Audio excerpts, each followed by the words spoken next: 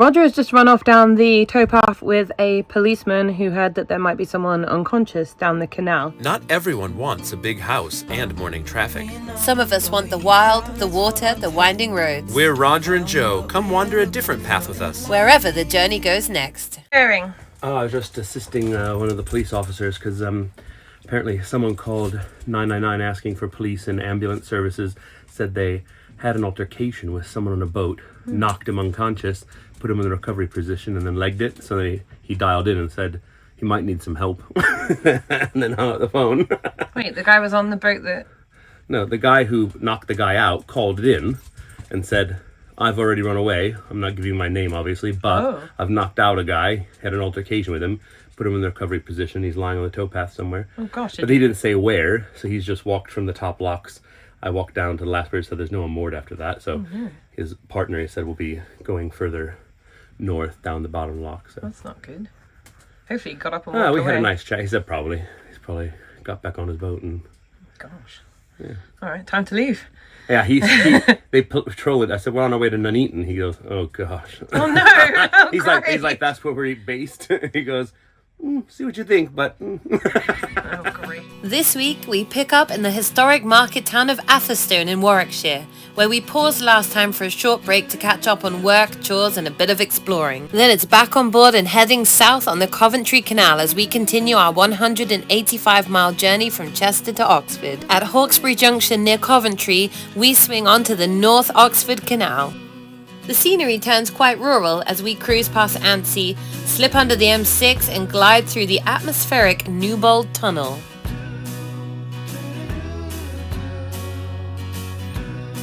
Soon after, we pass through the town of Rugby, where we pick up our friend Dan, and then we finally moor up in Braunston, having covered about 33 miles this week.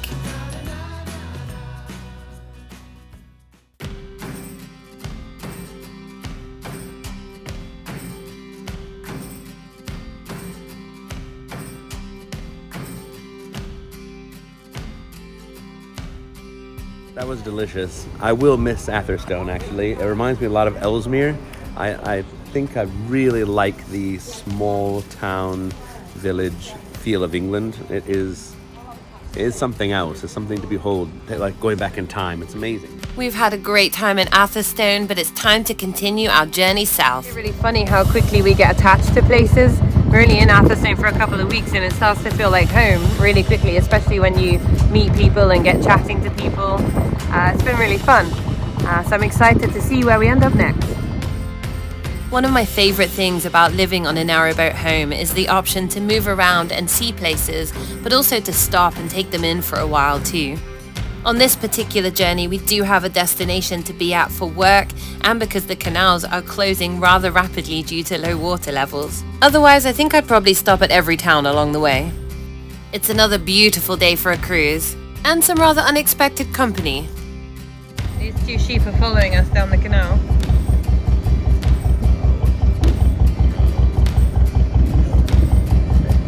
Definitely not where they're meant to be. You got some friends. Come on, I've got a bit of mint sauce for you. Hop aboard. He heard you! That was mean! That was mean. Yum. Poor guy. It was surprising how quickly they managed to find their way back into their field after that comment. And it was a good idea that they did, because I was hungry for lamb. No lamb for Roger, but we make a quick stop for water just after Bridge 32 at Hart's Hill Yard, once a bustling repair depot for the Coventry Canal. Time to get some water. Built in the mid-19th century, this Grade 2 listed depot housed canal workshops, a blacksmith shop, and boat maintenance facilities, and the cottage likely used by toll keepers or depot staff. The Coventry Canal stretches around 38 miles from the Coventry Basin to Fradley Junction, most of which we'll actually be covering this week. Unfortunately, we see a lot of sunken boats on our travels. It is so sad to see these beautiful vessels at the bottom of the canal.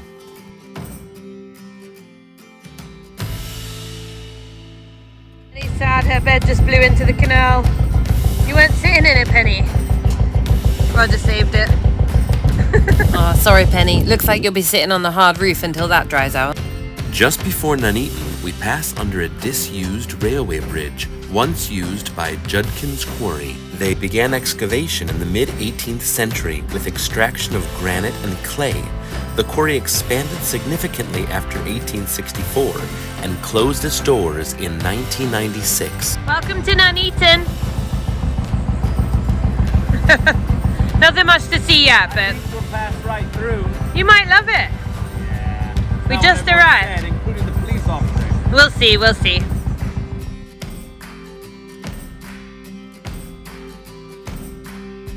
It's alright so far, eh? Not too bad. So far.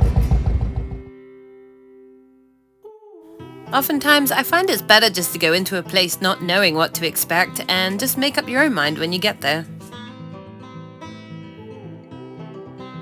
Oh, that one didn't fool Penny. No. He looks, she knows. Nuneaton is best known as the birthplace of novelist George Eliot, whose books were inspired by the local area. You might be surprised to learn that George Eliot was actually a woman named Mary Ann Evans. She used a male pen name in the 1800s so her writing would be taken seriously. At the time, female authors were often dismissed or expected to only write light romance. It was once a busy coal and brick-making town, and just outside is Mount Judd, a giant spoil heap, and locals proudly call it the Nuneaton Nipple. We won't be stopping off to see the nipple today, however. Aw, I was looking forward to that. As we cruise into Nuneaton, we pass rows of allotments. These are small plots of land rented to locals to grow fruit, veg, and flowers.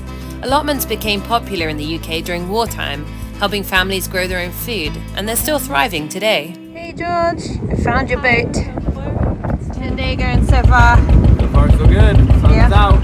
Sun's out, guns Guns out. You got white shoulders, so you're trying to you That's can why see the That's why line. I'm doing it. So I just put it in neutral and coasted under this bridge. We notice when we get to cities, kids like to throw stuff off bridges. So you don't get something wrapped around your prop, like a duvet or something stupid. A shopping trolley, Or a shopping trolley, yeah. cart, an American. Yeah.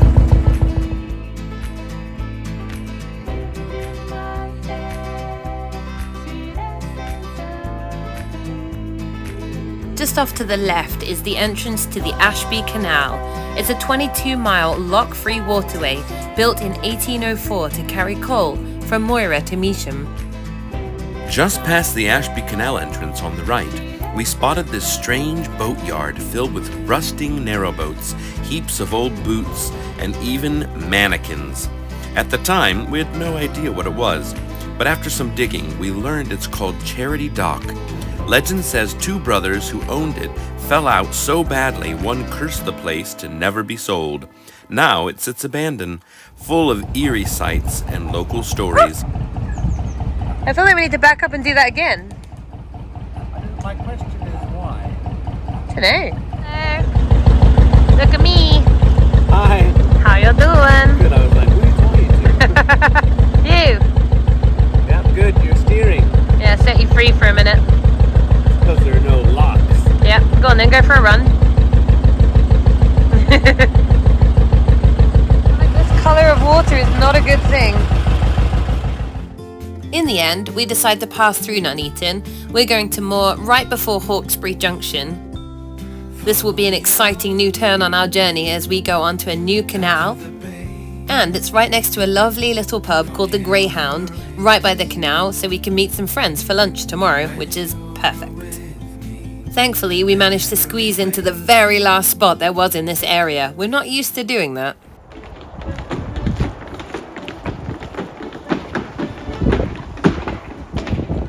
Penny and I are here at Hawkesbury Junction, finally. This is the Coventry Canal, and this is the Oxford Canal that takes us to Oxford. We're so excited to be here. And behind me, that is Sutton Stop Lock. Sutton Stop Lock actually had nothing to do with the elevation change. They actually put it in to control the water flow between the rival canal companies. The shallowest operational lock in all of Britain. It only drops you 6 to 7 inches. If you blink, you'll miss it. Tomorrow, we will be leaving the Coventry Canal, doing this U-turn underneath this bridge, and joining the Oxford Canal finally. Woo! After meeting our friends for lunch the next day though, we decide to set off for a little bit of an evening cruise. Down to the bay. Alright, so where to? We're just gonna get out of this spot because neighbors are a little bit strange, and we have some police that have been on the towpath, and we're like, I think it's time to go to the countryside. 4 years cruising, and this is the first and second time we've had police on the towpath. Crazy.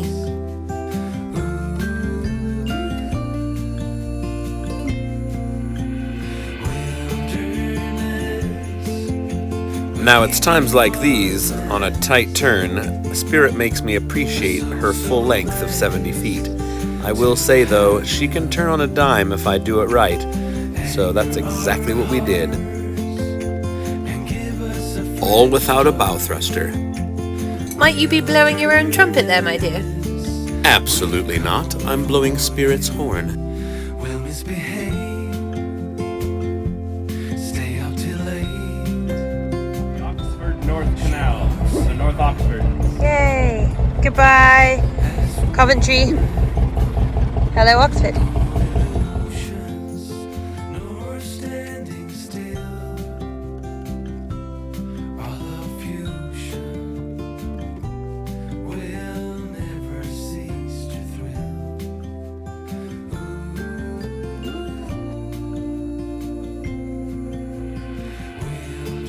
Wilderness, we give you our mess. We're so blessed to have you. Anchor our hearts and give us a fresh start.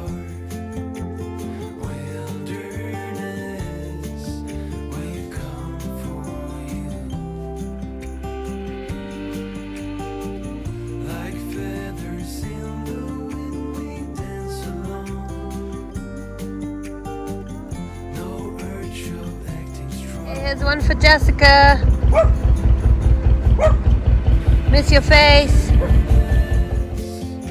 We give you our mess. We're so blessed. How you feeling? How's life? Yeah, very peaceful. It's a nice summer's evening.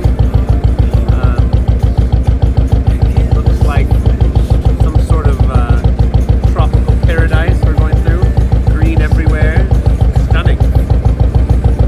Yeah. Loving your floating boathouse. Definitely. Best way to live. So we set off cruising quite late this evening, about 5:30. We met some friends for lunch at the Greyhound pub and hung out with them and chatted, and then decided that we'd move on, partly because there were police on the towpath, partly because our neighbour was really loud last night, and partly because we were excited to get on the Oxford. So we're here. We've been cruising, so about 8:30 now, but so far we've not seen any moorings. They've all been full. So hopefully, I've just spotted there's a boat moored up here, but it looks like he's pegged in. But if he can do that, then we can.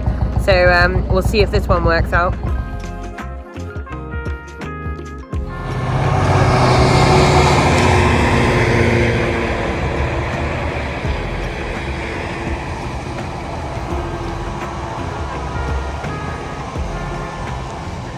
Not sure I found us the quietest mooring. What do you think? It's pretty, but definitely not the quietest.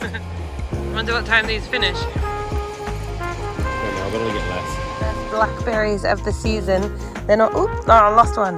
They're not quite ready yet. They're a little sour, but I'm gonna have a go at soaking them in sugar and see if that helps. Because I really want to eat them. I've been so excited for them. Where we're moored up, there's loads of blackberry bushes. This is summer on a boat.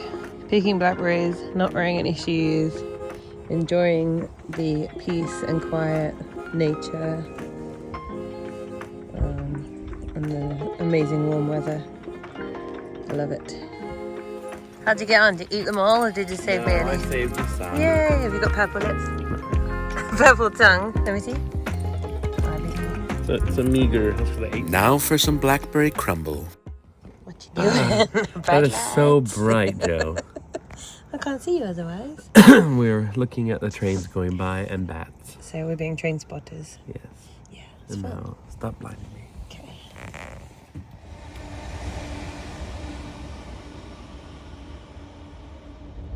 Today we're pressing on to Rugby. We are picking up our friend Dan there. He's going to come and stay for a couple of nights, and he's coming by train. So we've been looking for a good place that he can get the train to, and Rugby seems like a solid spot. So he's going to stay for a couple of nights. Not sure where we're going to drop him off yet, but we'll figure that out when we get to it. It's a nice day, actually. It's kind of cloudy, but it's not super hot or super cold. Really enjoying summer so far. This summer's been amazing. Last summer it just rained the whole time. It was really depressing, and then winter felt long. But we've had a lot of sunshine. The only problem with that is the canals are really low on water. Even though it did rain recently, there's a lot of issues, a lot of leaks, a lot of they don't really hold the water in, so they need to be topped up constantly. So the Oxford Canal is actually closing on July 21st. And it's July 9th today. I think we'll be fine, but we do kind of need to make it down onto the Thames before they do that. Otherwise we are stuck until they decide to open it again or it rains. Off we go today. Yay! The North Oxford Canal is famous for its long straight stretches and wide sweeping curves. In the 1830s, this section was actually straightened to speed up coal deliveries to London. M6 again! Yep. That's a big bridge.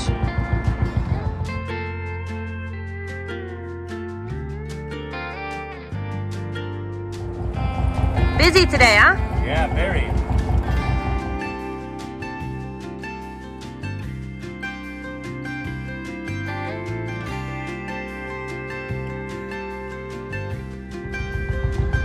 Someone said there's a tree down up ahead. Definitely a tree down. Yeah, definitely a tree down. You want me to come back, or are you okay? I can't see the way around it. Okay. So this was a major landslide, wasn't it? Shut the canal for quite a while. It's all cleaned up now. They put in rocks, looks like, to stop it from doing it again. But now there's a whole tree down. Looks like it might have been there for a while.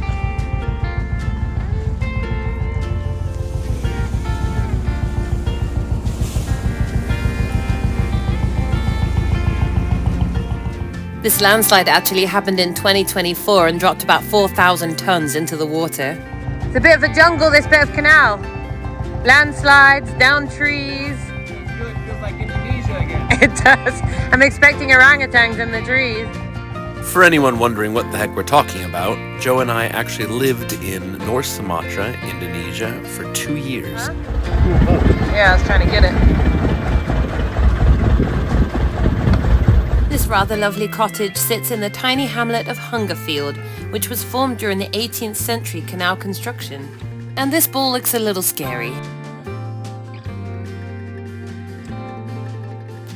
I was super interested to discover that these cast iron bridges that you see crossing the low ground beside the towpath, they mark where the canal used to wind before it was straightened in the 1830s. And the redesign was actually overseen by Mark Isambard Brunel, who was the father of the legendary engineer Isambard Kingdom Brunel.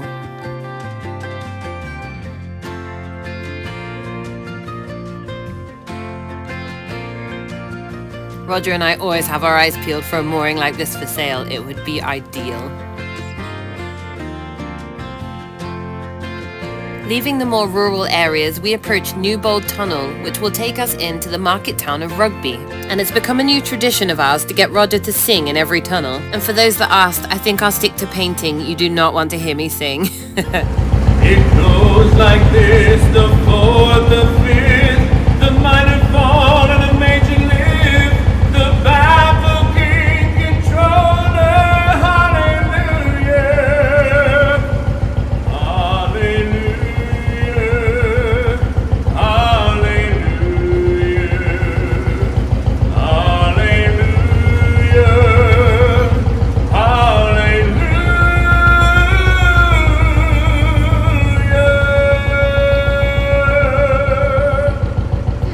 Ball tunnel. Apparently, there's a pub on top of this tunnel. Do you see a pub? Maybe it's hiding in the trees.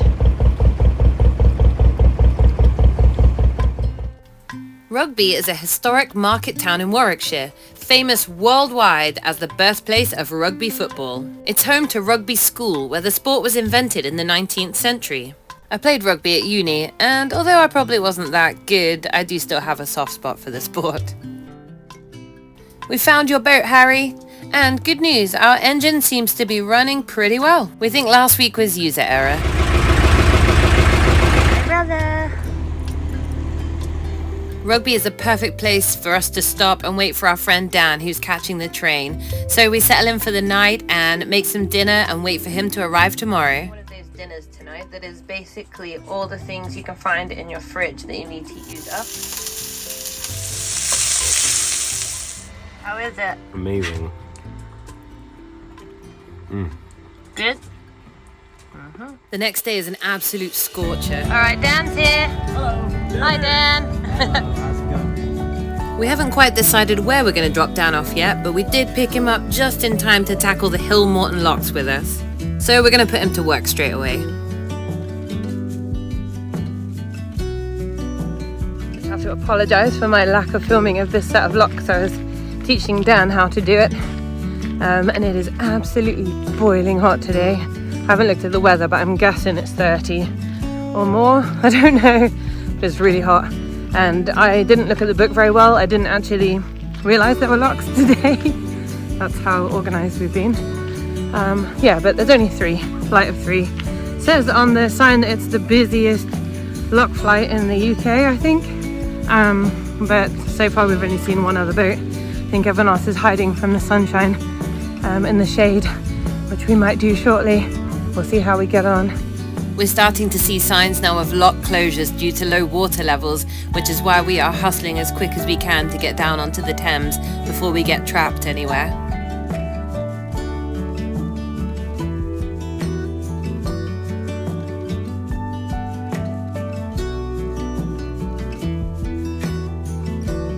Shout out to our good friend Laura Pratt. We did not find you a boat, but hey, look at that place.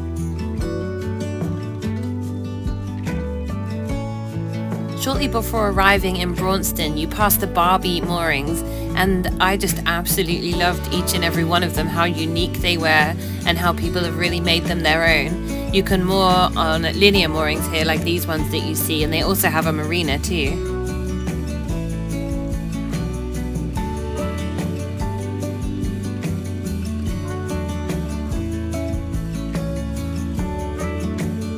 How stunning is the scenery on this stretch of canal?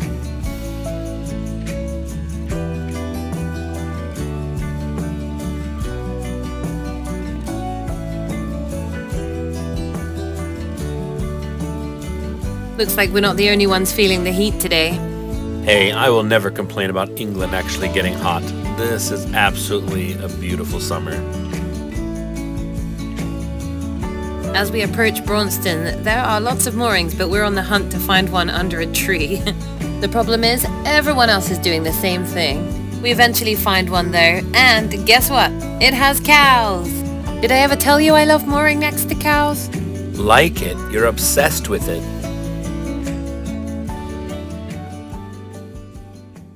Good morning.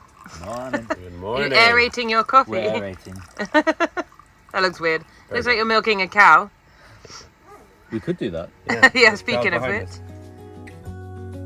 It's another beautiful hot day today. 30 degrees again. I'm not complaining. I really, really love it. You want to go outside? But you can't because you dig holes. Look at the state of your face. No, you gotta stay in. You gotta stay in. You're naughty. Don't worry, I caved in the end and let her out. It is way too hot to do anything much today. We play some games and then just take a little walk into Braunston. Braunston is home to the amazing All Saints Church, known as the Cathedral of the Canals, with a striking 150-foot spire and roots dating back to the 14th century.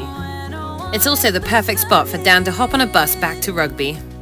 And for Roger and I to say goodbye until next week.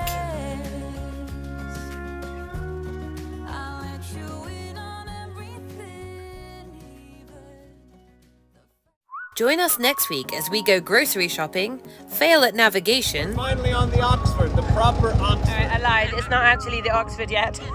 Now we are entering the Oxford Canal south. the boat ahead of us gets wedged in a lock, Roger's gone to tell them and he's not on the boat. low water levels threaten to ruin all our plans. The guy coming down the other way said it was absolute chaos coming down. He waited 2.5 hours just to get onto the lock flight. And find out who and where this fine lady might be.